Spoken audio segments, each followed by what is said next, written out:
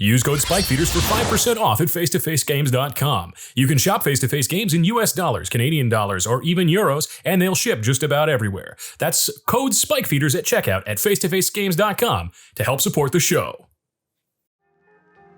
Hey folks, Jim here. If you've been following me on Twitter, you'll know that I'm participating in Major League Commander this year.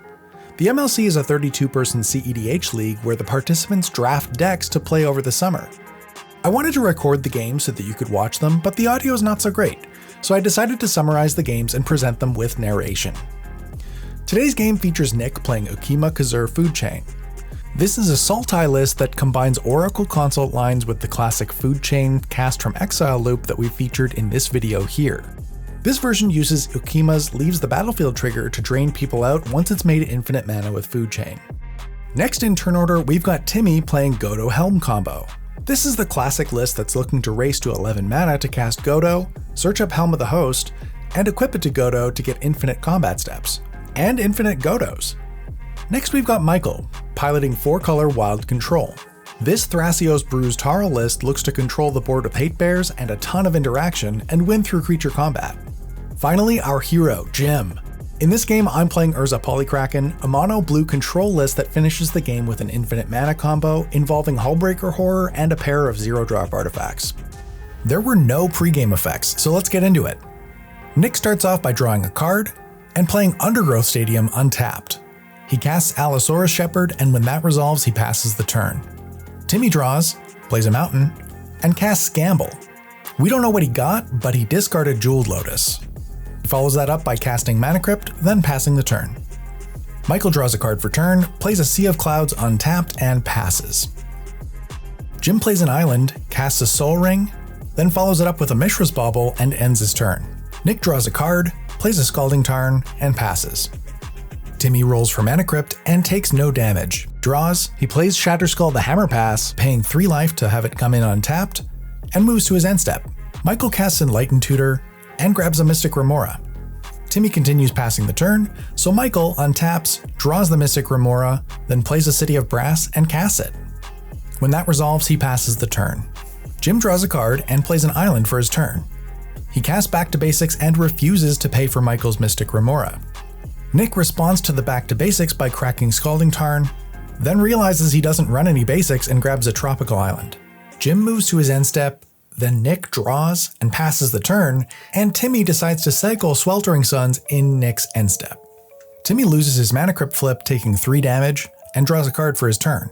He plays a mountain, then casts Pyretic Ritual, floating 1 colorless, and doesn't pay for Mystic Remora, so Michael draws. Timmy casts Godo, and everyone passes priority. When Godo enters the battlefield, it triggers its own ability, and Timmy searches up Hammer of Nazan. When the hammer enters the battlefield, it automatically attaches to Godo due to its own ability. Then Timmy passes the turn. With the Back to Basics in play, Michael doesn't want to pay for Mystic Remora, so in his upkeep, it'll go to the graveyard. He plays a Temple Garden untapped, paying 2 life, then passes the turn. Jim draws a card for his turn and asks how many cards are in everybody's hand. Michael's got 7. That's important because Jim follows up by casting Windfall.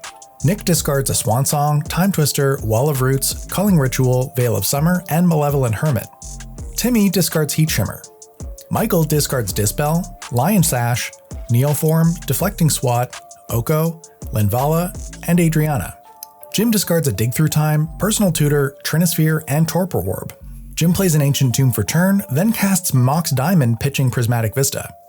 Jim casts Urza, taking 2 damage off the Ancient Tomb. Urza enters the battlefield and makes a Construct token, and Jim passes the turn. Starting off on turn 4, Nick draws a card, then plays Rejuvenating Springs as his land for turn. Nick glances over, is reminded of the Back to Basics, and passes the turn. Timmy rolls for Mana Crypt, getting lucky this time, taking no damage. Timmy draws a card for turn. He plays a mountain and casts Cursed Mirror. Priority passes all around, so when Cursed Mirror enters the battlefield as Godo, state-based actions get checked and Timmy sacrifices the Cursed Mirror copy of Godo. The Godo enters the battlefield trigger goes on the stack, and Timmy resolves it, finding a Conqueror's Flail. When the Flail enters the battlefield, Hammer of Nazan triggers, and Timmy attempts to equip Conqueror's Flail to Godo. Michael responds by casting Chain of Vapor, targeting Jim's Back to Basics. That resolves, and Jim copies Chain of Vapor, targeting Godo, sacrificing an island. That resolves, and Timmy copies Chain of Vapor again, targeting his own Mana Crypt, sacrificing Shatterskull Summit. He recasts the Mana Crypt, then casts a Lotus Petal, follows it up with an Arcane Signet, and funnels all that mana into Direfleet Daredevil. When it enters the battlefield, Direfleet Daredevil triggers, targeting Chain of Vapor in Michael's graveyard, and Timmy elects to not cast it. He passes the turn. Michael draws a card for turn, plays Command Tower, and passes it to Jim. Jim draws a card, plays Polluted Delta, and cracks it immediately. He takes 2 off the Ancient Tomb to cast Rhystic Study. That resolves, and Jim follows it up by casting Polymorph, targeting the Construct token. There's a long conversation about letting the Polymorph resolve, or potentially interacting with it, leaving the table vulnerable to a Godo win. Eventually everybody passes priority and the Polymorph resolves, netting Jim 1 Kraken. Jim moves to his end step and Nick casts Mystical Tutor, paying 1 for Rhystic Study, and searches up a Demonic Consultation. Jim continues to pass the turn. Nick starts off turn 5 by drawing a card and playing a Nurturing Peatland. He casts Demonic Consultation and doesn't pay the 1 for Rhystic Study, so Jim draws. He names Food Chain, which isn't in the top 6. He exiles a whole lot of cards, but I'll tell you that the notables were Ad Nauseam, Thassa's Oracle, Necropotence, and Mist Hollow Griffin. Nick casts Food Chain, not paying the 1 for Rhystic Study. He considers going for it, then looks at the Rhystic Study and thinks better of it. He moves to his end step and Timmy casts Magnetic Theft, targeting Conqueror's Flail and Direfleet Daredevil. Timmy doesn't pay the 1 for Rhystic Study, so Jim draws again. Michael responds by flashing in Cathar Commando and pays the 1 for Rhystic Study. Timmy untaps, draws a card, and casts Everflowing Chalice multi-kicked twice, paying for Rhystic Study. Timmy moves to combat and swings at Michael for 3 with the Direfleet Daredevil. In his post-combat main, he casts Brass Squire and doesn't pay for Rhystic Study again, then passes the turn. Michael starts off by drawing and playing a Taiga. He casts Eladamri's Call and doesn't pay for Rhystic Study so that he can search up a Gilded Drake. When he casts the Gilded Drake, he doesn't pay for Rhystic Study, and when it enters, he targets the Hullbreaker Horror, gaining control of it. Then passes the turn. Jim draws a card, plays a Flooded Strand, and immediately cracks it.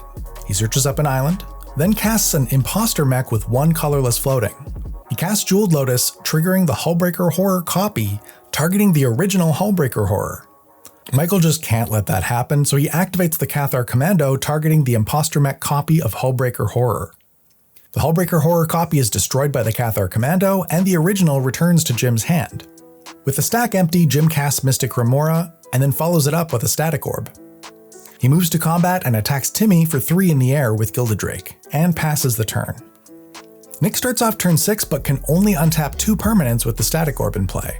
Nick plays a Verdant Catacombs, decides that he probably doesn't have anything to search up, and passes the turn. Timmy untaps, loses the Mana Crypt flip, and takes 3, going to 28. He draws, he plays a Command Beacon, then casts Godo, not paying for Rhystic Study. Nobody can really do anything right now because of the Conqueror's Flail. When Godo enters the battlefield, Timmy searches up Helm of the Host, and when that enters the battlefield, it equips to Godo automatically due to Hammer of Nazan's enters the battlefield trigger. The Helm gets equipped, Timmy moves to combat, and then presents a Godo loop to win the game. And with that, my first MLC game is in the books. I dropped to a record of 0-1-0, and I'm licking my wounds, gonna come back strong next time. How do you think I did? Did I get greedy with the Imposter Mech? Should I have waited for Michael to use his Cathar Commando before going for it? Let me know in the comments. We'll catch you next time. Huge thanks to all of our patrons. We love trying new things like this, and your support really makes it possible.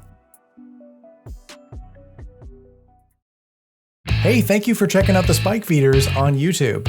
If you're not subscribed yet, make sure you hit that subscribe button before you close the window, or you can click on this link to check out our other great videos.